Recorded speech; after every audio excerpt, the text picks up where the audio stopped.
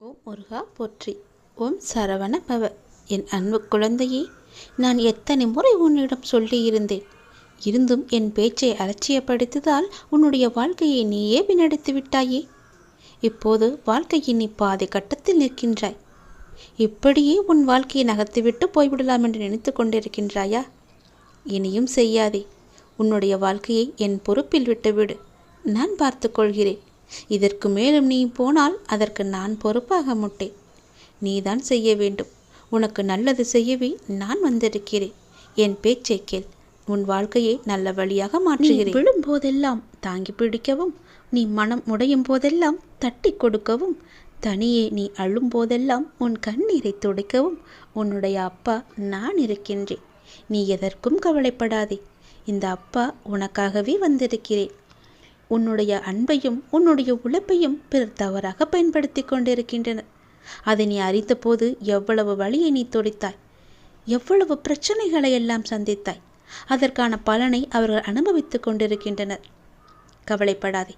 அவர்கள் உன் கர்மாக்களையும் பாவங்களையும் அனுபவித்து உன் கர்ம வினைகளை விரைந்து முடிக்கவே அவ்வாறு செய்து கொண்டிருக்கின்றார்கள். அந்த சமயத்தில் உனக்கு வருத்தம் அளித்தாலும் அதை பெரிதாக நீ எடுத்துக்கொள்ளாதே.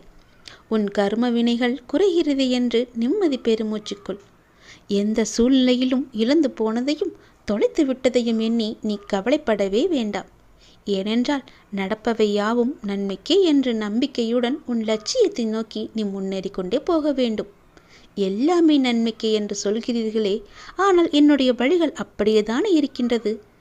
எந்த நன்மையும் என் வாழ்க்கையில் நடக்கவில்லை என்றுதானே உன்னுடைய மனக்குமுறல். கொஞ்ச நாள் போற வேண்டுதல் நிச்சயம் பலிக்கும். என் முன்னால் நீ தீபமேற்றி உன்னுடைய வேண்டுதலை வைத்தாய். என் காலடியில் நீ விழுந்து அழுதாய்.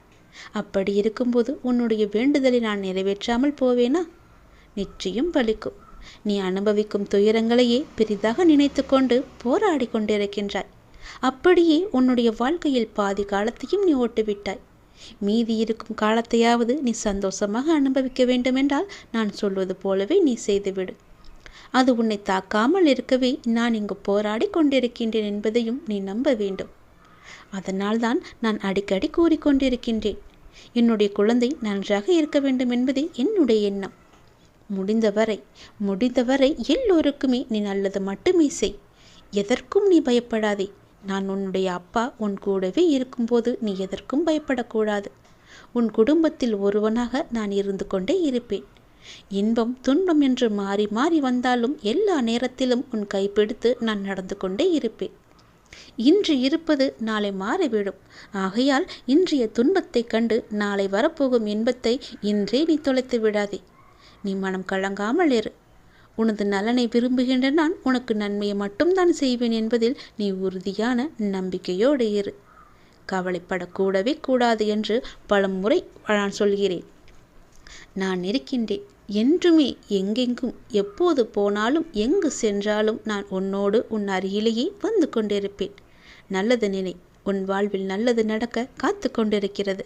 நல்லது செய். நல்லது நடந்து கொண்டே இருக்கும்.